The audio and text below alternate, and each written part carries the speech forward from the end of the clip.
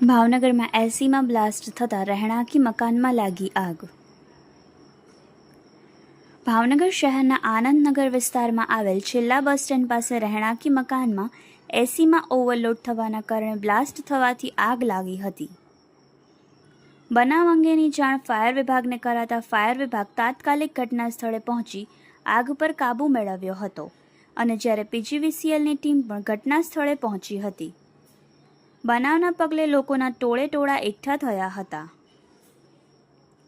Bureau report, Yashvi Gujarat news, Bhavnagar.